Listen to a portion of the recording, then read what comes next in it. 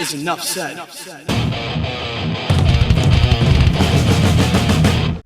Good morning, Heat Nation. Happy Thursday. Your boy Ernest here, back with another Miami Heat Talk video. Would really appreciate if you guys could like the video and subscribe to the channel. We almost have 4,000 subscribers. Thank you guys so much for the support.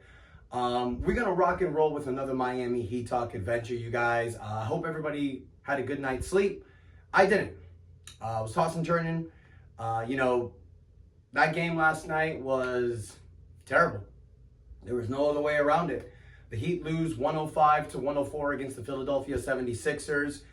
You have almost a 20-point lead in the first half. But this has basically been the story for the Miami Heat all season long. You get a comfortable lead in the first half, and in the fourth quarter, you blow it. And that's exactly what happened last night. But more importantly, it wasn't just the loss. I can handle a loss. I understand that a play-in tournament is not a 7-game series. It's one game. So you lose against Philadelphia, fine. You got another game against Chicago tomorrow. Win that one, go to Boston and see what happens. But unfortunately, last night, as we all saw, Miami Heat fans, their hearts skipped a beat because Jimmy Butler went down with a knee injury. Now, he played it through. I got to give credit to Jimmy Butler. He stuck it through. He played the game. You can obviously tell there was serious discomfort. You can obviously tell he wasn't the same player. It was remnants of last year. The game against New York where he rolled his ankle, you know that Jimmy wasn't the same after that. This one's a lot more serious. It was reported by multiple outlets that Jimmy Butler has suffered or is feared to have suffered an MCL injury. I know he's getting an MRI today, so we should have the full extent. But an MCL injury, you guys, whether it's a torn MCL, a sprained MCL, whatever it is, it's going to keep him out for a period of time.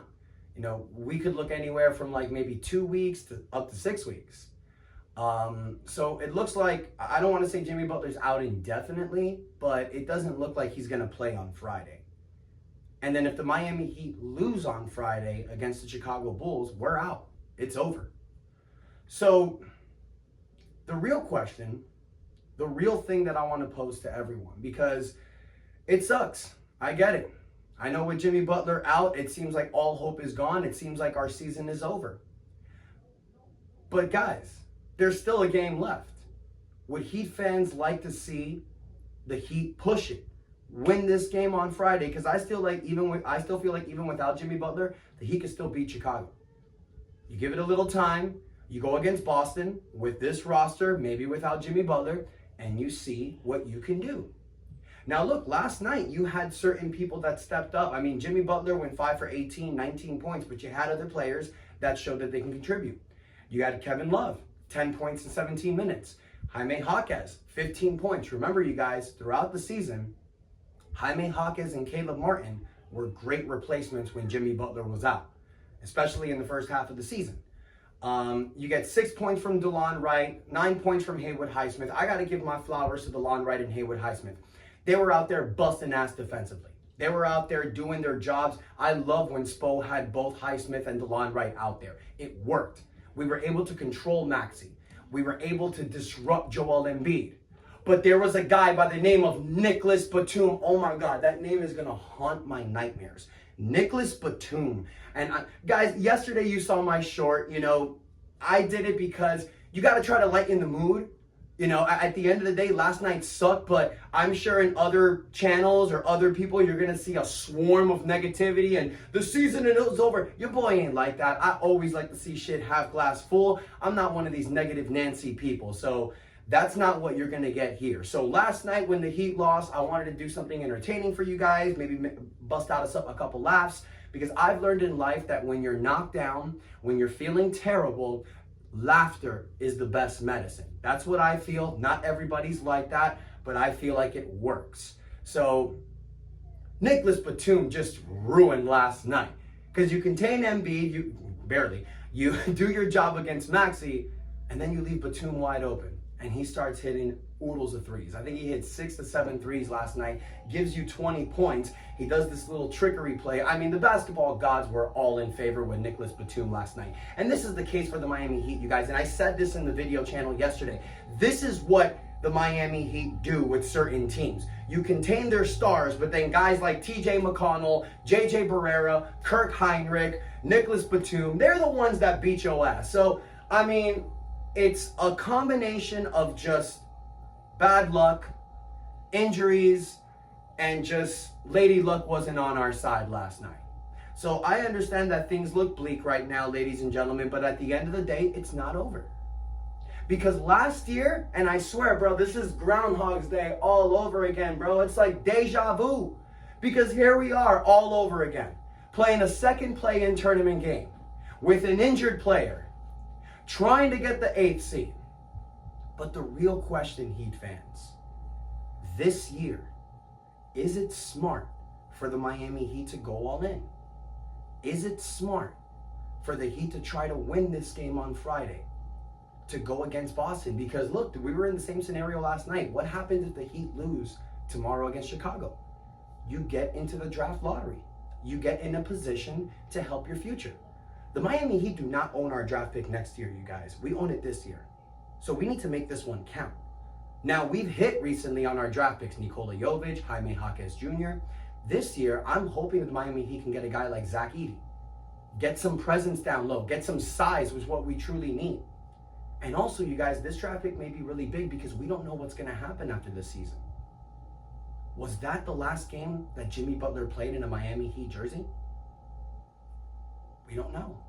Now, look, for those people that are going to be in the comments saying, trade Jimmy, trade Tyler. Yeah, in NBA 2K, you can go ahead and put Jimmy Butler on a trade. You can see what pops up from other teams. You can get rid of him. But this ain't 2K, you guys. This is the NBA. Trading Jimmy Butler right now is like the same thing with trading Damian Lillard last year. You're trading a guy in his mid-30s who's commanding a hell of a lot of money per year, almost $50 million per year. Who is going to take that contract? It's very difficult to move a guy like Jimmy Butler. You may say, trade Tyler. Okay, yeah, Tyler's 24, but he's on a not-so-friendly contract, and he's injury-prone. So guys, after this season, the Miami Heat may be stuck with no other option but running it back. But I feel like with this roster, going forward next season, get a draft pick, get some size. Don't focus on trading for a whale. Get some people to help your team. Get some size. Get some spacing with shooters. If the Heat are able to do that, then in the 2025 season, I don't see a reason why the Heat can't compete again. If you have a healthy Tyler, a healthy Jaime Jaquez Jr. in the second season, with Bam Adebayo increasing his level of play, with Nikola Jovic, Duncan Robinson, Terry Rozier, Jimmy Butler playing anywhere from 60 to 65 games, if everybody is all in, I know we can have a better regular season because we were only 4 games down from the second seed this year. So for all these people that are saying that the Miami Heat is done, that it's over, that the Jimmy Butler build era is done, I don't fully believe that. It was bad luck. It was an injury. It is what it is. You move forward. Now for people that are going to say, lose on Friday, cowards. Hell no. Because I truly feel that this Miami Heat team always goes for it. So this Friday against the Chicago Bulls, you play to win. You play to win. Get the 8th seed and see what you can do against Boston. If you lose, then you lose, guys. It is what it is. But the great news is we'll be an 8th seed. So even if we lose, we're still going to get a decent draft pick. So go ahead. Go for it. That's my opinion. But I want to hear from you, Heat fans. And I know I just used the word cowards. You know what? That's not the case. That's just me getting upset with people doubting this team. But I understand, y'all. I understand how people can look in this situation right now and think pessimistically, think negatively, think that we can't do it. I understand that. Because when Jimmy went down, when it was reported with the MCL, the first thing I thought is like, damn, there goes our season.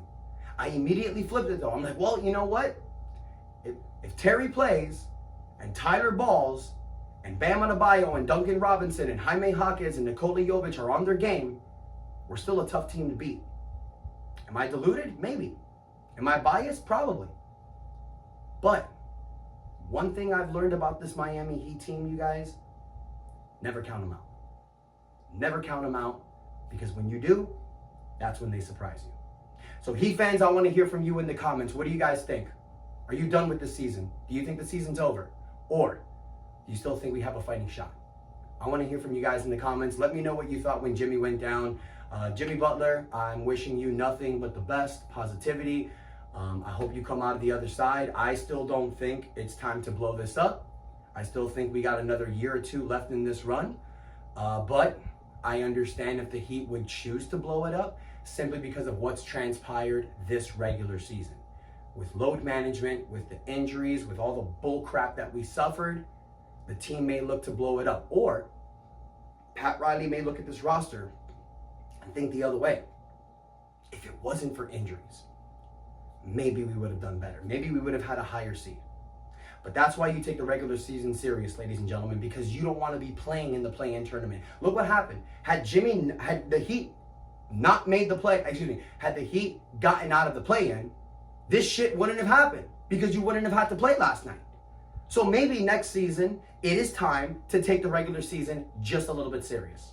So I want to hear from you, Heat fans. Let me know what you think in the comments. Don't forget to like the video. Don't forget to subscribe to the channel. Have no fear, Heat fans. Your boy Ernest is here. You know I'm always going to give you the positivity and the love because that's how you got to live life. You can't live negatively. You can't live pessimistically. You can't live with hate in your heart because when you do, it just doesn't work for you. So let me know in the comments what you think, y'all. Stay positive. You got your boy Ernest here. Don't forget to like the video. Don't forget to subscribe to my channel. Click that notification bell to get all your boys' updates. Thank you for the love. Stay positive, Heat fans. And that is enough said.